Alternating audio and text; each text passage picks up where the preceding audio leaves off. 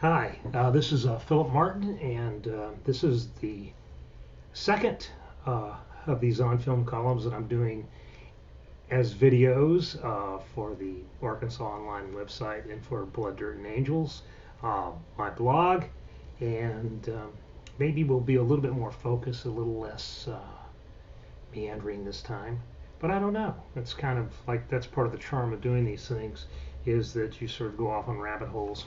I don't have anybody to bounce things off of, so it's sort of interesting. I'm starting to do this thing on the bus 103.7 FM here in Little Rock with Justin Acree and Wes Moore on their show The Zone, where I'm going on at 12:30 every Friday, and we're talking about some aspects of movies and stuff like that. And I've done a lot of radio over the years. I kind of enjoy it because radio is one of those weird mediums that, sort of lives in your head, and it's a real intimate media.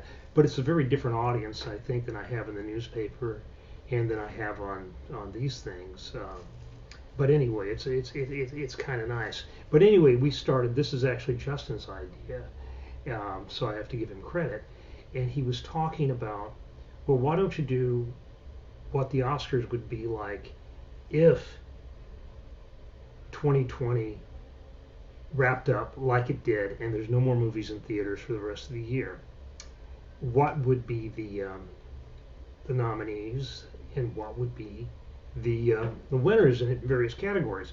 And if you pay attention to what I do, you know that I don't really have a whole lot of I don't spend a whole lot of effort on the Oscars every year. I don't generally make serious predictions. I don't generally talk about it in a serious way because it's not a serious thing to me.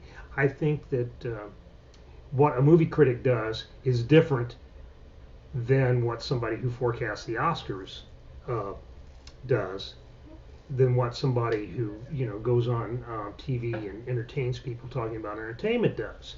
I still consider myself more a critic than any of those other guys. I don't pay attention to the Oscars because it's fun, and I don't have anything against them.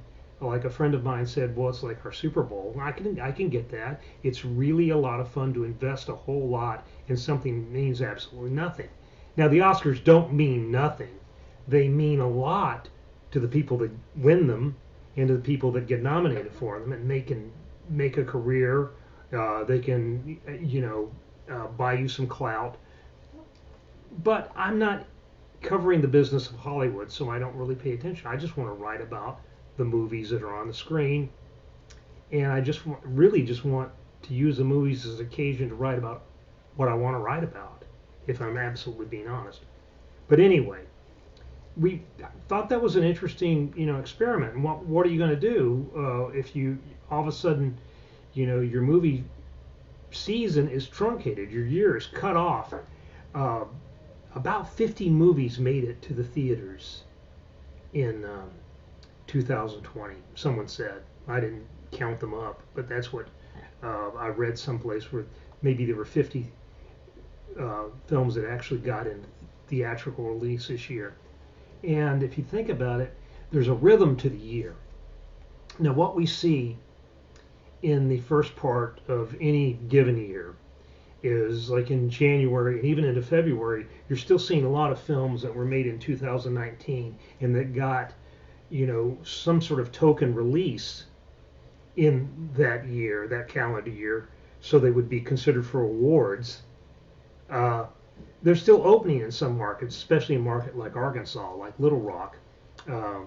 The best movie that's opened here this year, as far as I'm concerned, is Portrait of a Lady on Fire. But I actually saw that movie back in October, and I consider it in my voting for the 2019, awards. Okay, so let's take those things off the table, because a lot of those do sneak in January, February. A lot of the big Oscar, kind of seeking movies, at least, show up around that time anyway. And then you have a certain species of movie that opens in January and February that is sort of like, well, we don't know what to do with this movie, but we're going to release it and get it just get over it. Just get it out of our system. Horror movies, throw them against the wall, see if they make a little money. Misbegotten projects by major stars sometimes. Remember Mordecai from a couple of years ago, the Johnny Depp vehicle opened, I think, in January or February. And then, you know, in March, April, you start to see better films coming out. And sometimes you'll see something like an Us or Get Out. Those are two films recently that have been very good films that have opened in the first quarter of the year. And every year there's a couple in the first quarter that have some ambitions and that the studios have ambitions for. But you don't really get the best movies or what the studios consider the best movies this time of year. So I thought about it. I said, well, okay, if that's what they want me to do for radio, I prepared this list.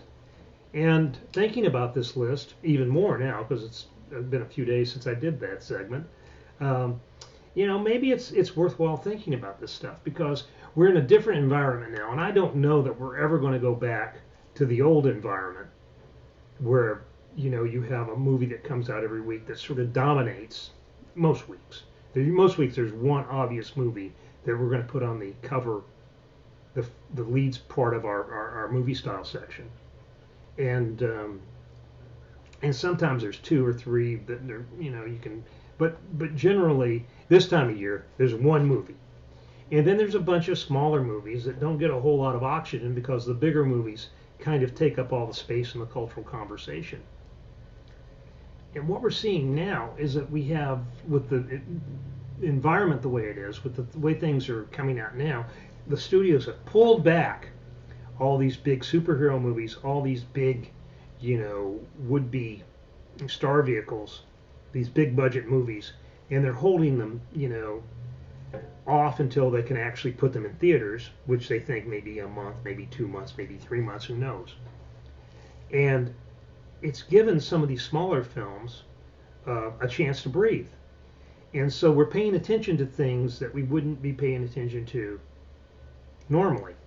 Or at least my point is, you guys are paying attention to things that you wouldn't be paying attention to normally, because it's my job to pay attention to the Whistlers and The Assistant and all these mid-major movies that come out.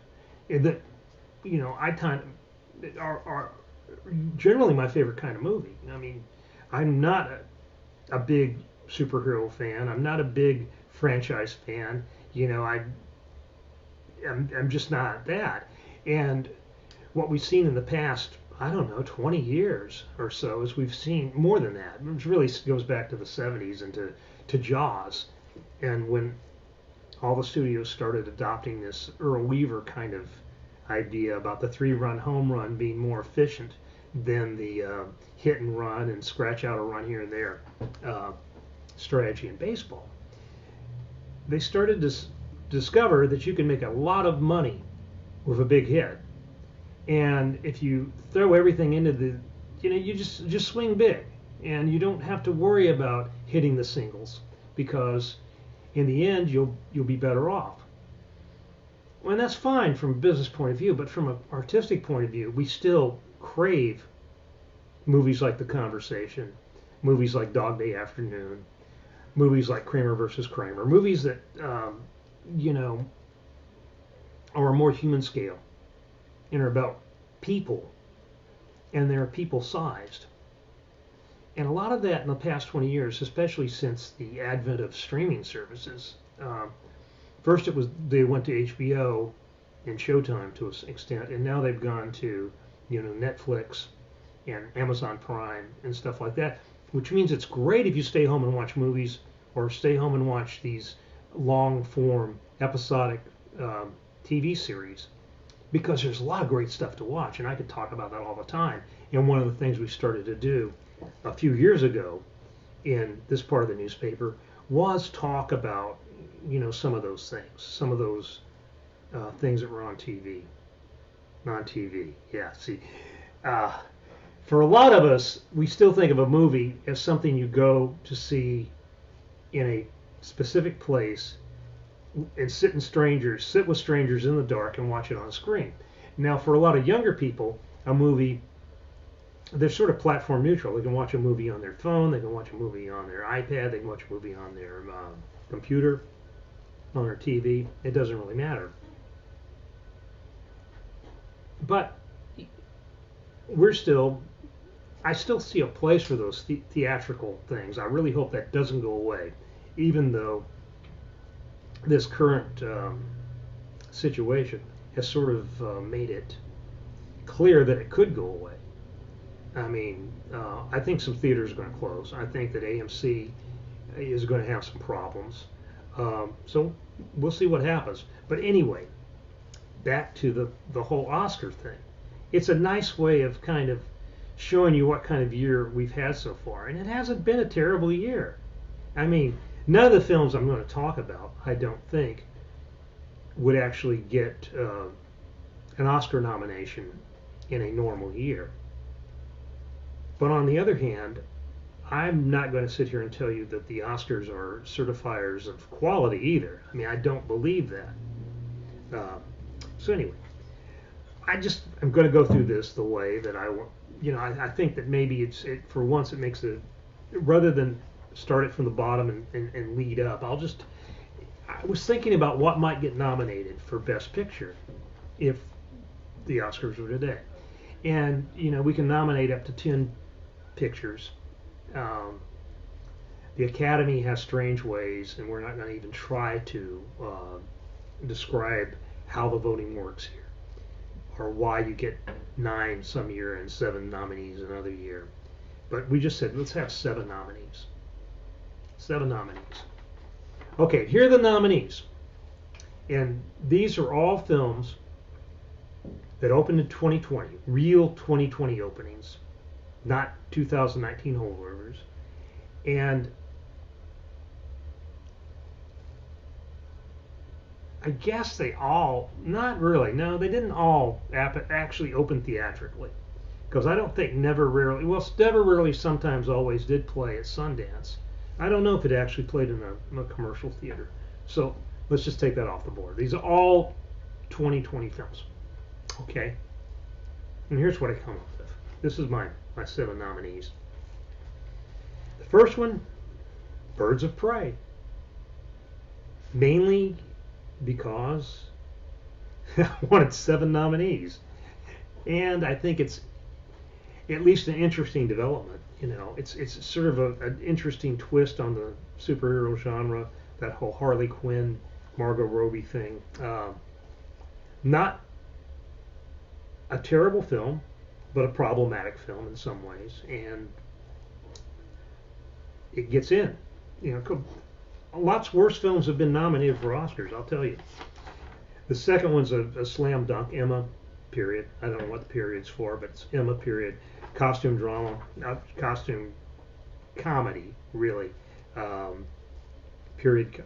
And, Anja Taylor-Joy, or Joy Taylor, what is it? Taylor-Joy. It was Taylor-Joy. See, I actually got it right the first time. Is wonderful in this, and she's a bright young thing to watch. First Cow, which I know nobody probably has seen that.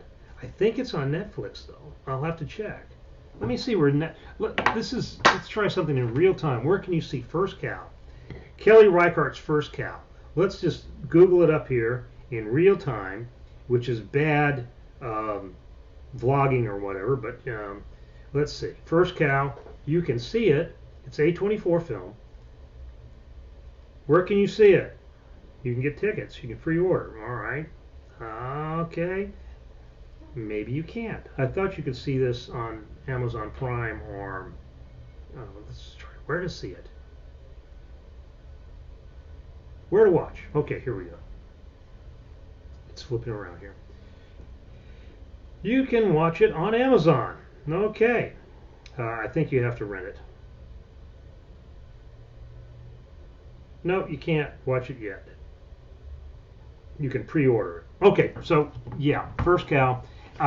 Kelly Reichardt's one of my favorite directors. Very slow-moving, very quotidian subject matter, but it's I'm not going to spend the whole time talking about how much I love Kelly Reichardt. And, yeah. The Invisible Man, Elizabeth Moss, wonderful performance, problematic movie. Never, Rarely, Sometimes, Always, the abortion movie from Sundance that stars, what's her name, Sydney something, Sydney Flanagan. Yeah, exactly. Karen, my wife, reviewed this. I watched it. It's a very good film, very well made film, very much from a point of view. Also, another one of those movies that's going to strike some people as not a movie because it's keyed really low and is very naturalistic. The Quarry, which I wrote about last week, which actually I think is a very good film, and I liked it. Thought there were two really good performances in it. The script may be a little underbaked and a little bit leaning toward Bernie Taupin territory, if you know what I mean. It's like hints at a profundity that's not quite there. But it's worth it for Michael Shannon and Shea Whigham. And okay. And The Way Back, which is Ben Affleck in a really, really good performance in a really average film otherwise, but it's a really, really good performance, and it's a performance that a lot of people can relate to, a movie a lot of people can relate to. Okay. All right. Now, I'm not going to tell you who I would give the Oscar to here, but those are the nominees. Now let's go. Best Director. Best Director always directs the best film, doesn't it? The best film is always made by the best director. That's what I used to think, and sometimes I still think that. I'm going to nominate Scott Teems for The Quarry, mainly because I met Scott Teems at the Little Rock Film Festival a few years ago. He's a nice guy. He did a wonderful film in 2009 called That Evening Sun that starred Hal Holbrook and Ray McKinnon, who's worked with Scott. Scott was a writer on Rectify. Rectify. Ray McKinnon's TV show that I've talked about so much. Eliza Hittman, who did Never, Rarely, Sometimes, Always. One of my favorites, Ken Loach, the British director, the socialistic, dish, just kitchen sink realist from England. Sorry We Missed You, which is a really interesting film about a Newcastle family struggling in the wake of the 2008 financial crisis. So it's a real uplifting story. Yeah.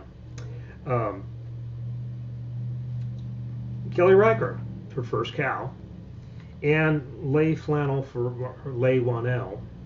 for The Invisible Man, because I needed something else, and that's an interesting movie. I mean, it's the way it was put together and everything, and the idea behind it. And let's just throw something toward it here. Best Actor. Well, who's our Best Actor? I think you have to recognize Harrison Ford in Call of the Wild. I think you have to recognize John Magaro, who none of you know, who was in First Cow. Liam Neeson for Ordinary Love, which is the perfect title for this movie, which should have been just like Ordinary Movie. It's about, it's really well acted though. I mean, Liam Neeson and Leslie Manville from Phantom Thread are an old married couple. They are retired, and she gets sick. And this is a story about how she gets sick and what it does to them. And Liam Neeson is really good in this, as in a role that's very different than the sort of roles he's been taking on recently. It's not an action hero role at all, but he's very good at it. So. And I'm going to say Will Smith, Bad Boys for Life. It's the best of that series. Bad Boys for Life, and Will Smith is really good in it. Okay, moving on. Best Actress. I could dress this up. I could have, titles and stuff running underneath this, but I'm not going to spend all that time doing it. Best Actress, Julia Garner for The Assistant, which opens today, or is on Amazon Prime and Netflix, or it's on I think it's iTunes and Amazon Prime where you can rent it today, and it's a very good film. It's about 87 minutes long. It is a day in the life of an assistant to an unseen movie mogul who resembles in his behavior Harvey Weinstein. Okay. Sydney Flanagan, who is a musician who is doing her first acting role, and I think she's like 19. She plays a 17-year-old in Never, Rarely, Sometimes, Always, who has to travel from her Pennsylvania home to New York City in search of an abortion, and she carries her cousin, 17-year-old cousin, along with her, who I'm going to nominate for Best Supporting Actress, but we'll get to that in a minute. Elizabeth Moss, The Invisible Man, she's really good in this. Like I said, it's a problematic movie. Not very. I'm not sure I would have even given this movie I didn't review the movie. I'm not sure I would have even given it a positive review had I reviewed it, but she's really good in it. Issa Rae in The Photograph, another not so great movie, but a solid performance. And Anya Taylor-Joy for Emma, which was a delightful little slip of a movie. And I'm leaving out Margot Robbie for Birds of Prey, though that was the one that didn't make the cut. Okay, so okay. Now we're really scraping the bottom of the barrel. Best Supporting Actor. Well, ladies and gentlemen, Jim Carrey, Sonic the Hedgehog. I'm just going to let that lay there.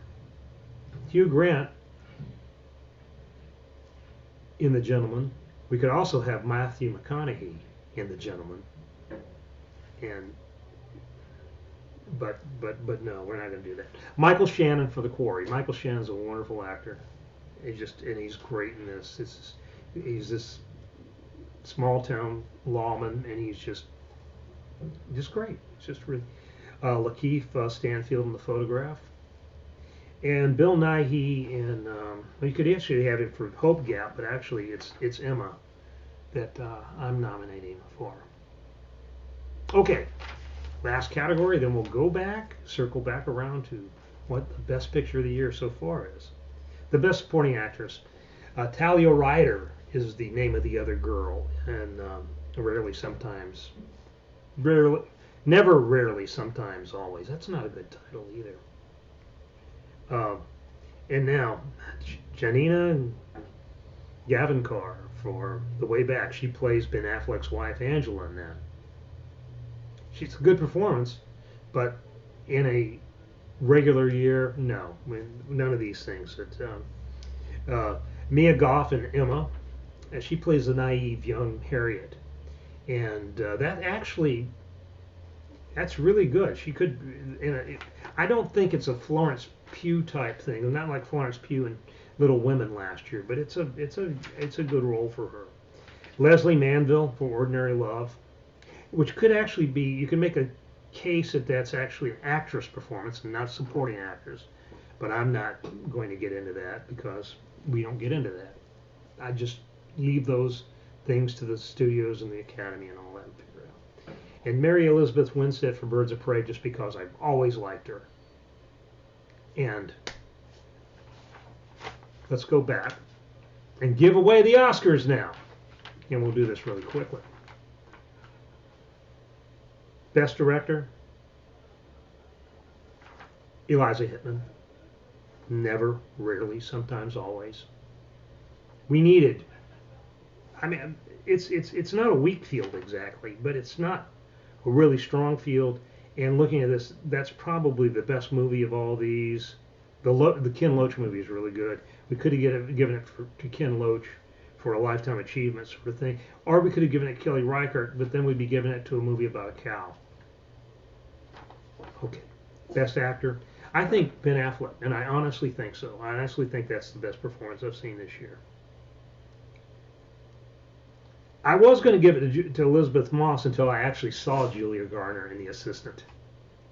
So Julia Garner gets it. Julia Garner is Ruth in Ozark, if you didn't know that. Supporting actor, Michael Shannon, The Quarry. Best Supporting Actor, Actress, who cares? Who cares? Talia Ryder, I guess. Sure, Never, Rarely, Sometimes, Always. I really enjoyed her performance. I thought she was, yeah, I think she's great. I think Mia Goth was great too, and so was Leslie Manville. But Talia Ryder gets it because I just said her name first. And now for the big one, the picture of the year.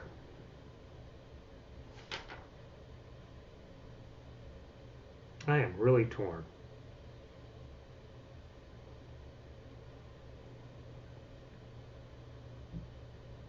Okay, we're going to give it to Quarry, the Quarry. We're going to split the because I could have given it to Never, Rarely, Sometimes, Always, but then that would be like, I'm giving it to the. I just wanted a little bit more balance in that. So that's the best of the year so far. But the thing is, this is just we're going to get plenty of product, plenty of things that are going to end up either in movies, houses, or on your TV screen before the end of the year. So don't despair of that. We've got so much stuff that we can't get it all in the newspaper. And it's really kind of an interesting dynamic because I thought we'd be really trying hard to find stuff to put in the newspaper, but we're really doing well with this stuff. So, and as far as everything else, we're holding up. I'm up here in my office. I've been here a lot. The sun's shining out there. I'm going to go out there. I'm going to walk around. I'm going to stay 6 feet away from everyone. And maybe in a few weeks, a month or so, we can all come out and have a party or something. Anyway, take care. We'll talk to you soon. Remember all the social media stuff. The @BorkDog is Twitter.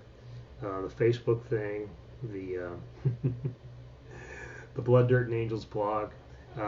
And, of course, the Arkansas Democrat Gazette. Thanks all.